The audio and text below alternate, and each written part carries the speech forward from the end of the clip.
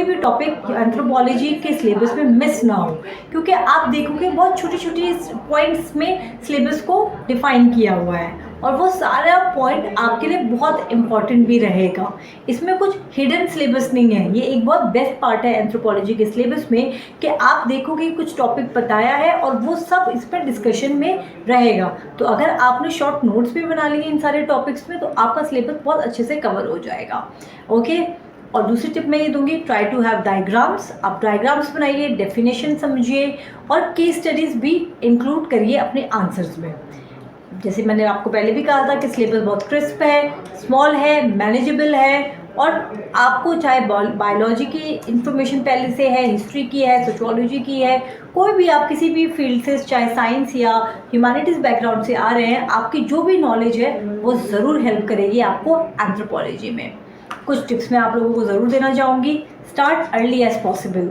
Wait मत करिए कि प्रिलिमिनरी क्लियर होगा उसके बाद आप मेंस की प्रिपरेशन करेंगे।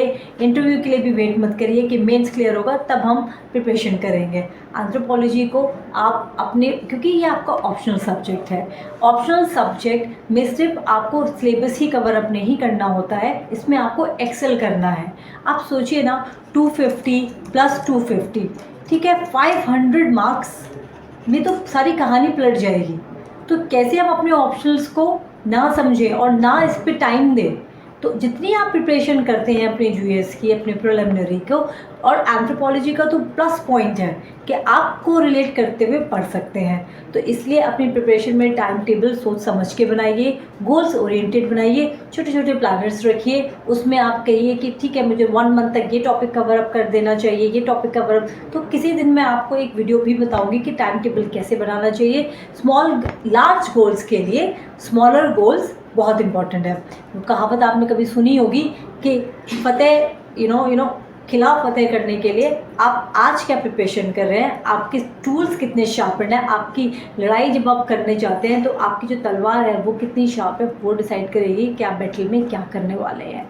तो ये जो प्रिपरेशन है हमारी एंथ्रोपोलॉजी की, जो हमारा सिलेबस है, यही हमारा टूल है। इसी को हमें बहुत अच्छे से समझना है और ऐसे समझना है कि हम जिस दिन मेंस लिखेंगे तो उस दिन हम ज़रूर हाईएस्ट मार्क्स लेके आए। और ऐसा करना कोई बहुत मुश्किल नहीं है। यूपीएससी की आप हिस्ट्री देखिए, बहुत सारे लोग फर्स्ट अटेम्प्ट में सिर्फ पास ही नहीं होते, टॉप भी करते हैं।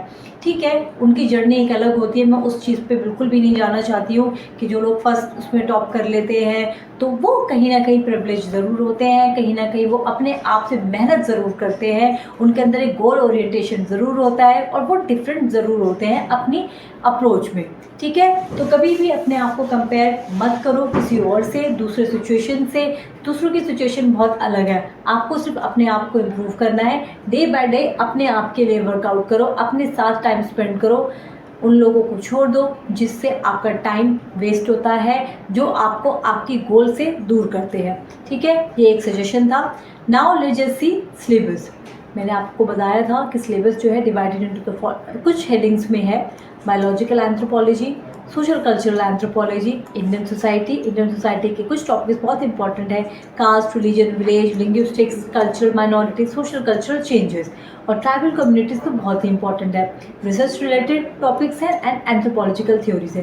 तो देखा आपने मैंने क्या किया है, मैंने इस स्लाइड में आपको ये समझाया है कि कैसे एंथ्रोपोलॉजी के सिलेबस को आपको डिवाइड करना है। डिवाइड करने से अब क्या हुआ, मेरे पास एक 6 ब्रांचेज आ गए, मुझे 6 हेडिंग्स पता चल गई है। ठीक है, फर्दर बायोलॉजिकल एंथ्रोपोलॉजी को हम समझेंगे। ठीक है, biological anthropology is also known as physical anthropology. ठीक है, दोनों ही चीज़ एक चीज़ है। अब हम फिजिकल एंथ्रोपोलॉजी में क्या पढ़ रहे हैं, हम फिजिकल एंथ्रोपोलॉजी में पढ़ रहे हैं अडेप्टेशंस, कैसे लोगों ने, कैसे ह्यूमन बींग्स ने इवॉल्व किया, अपने आप को अडेप्ट करा इन्वायरमेंटल चेंजेस से। जियोलॉजिकल स्केल में आप देखोगे कि जो प्लास्टोसिन और होलोसिन पीरियड है वहीं पे ह्यूमन काइंड इवॉल्व हुए। तो कैसे जब चेंजेस आ रहे थे, पैलेओलिथिक स्टेज में हम आइस स्टेज में रहते थे, तो कैसे climate, global warming, that warming हो रही है, क्लाइमेट चेंज हो रहा है और किस तरीके से एनवायरनमेंट चेंज हो रहा है और उसका इम्पैक्ट ह्यूमन बींग्स पे भी आ रहा है और हम उस पर अपने आप को इवॉल्व कर रहे हैं। So evolution of human beings living in the fossil relatives, because अब ये सारी चीज़ें हम पढ़ते हैं। फिजिकल एंथ्रोपोलॉजी फर्दर दो चीज़ों में डिवाइड है, ट्रेडिशनल फिजिकल एंथ्रोपोलॉजी और न्यू फिजिकल एंथ्रोपोलॉजी। आजकल जो क्वेश्चंस आ रहे हैं वो न्यू फिजिकल एंथ्रोपोलॉजी से ही आ रहे हैं।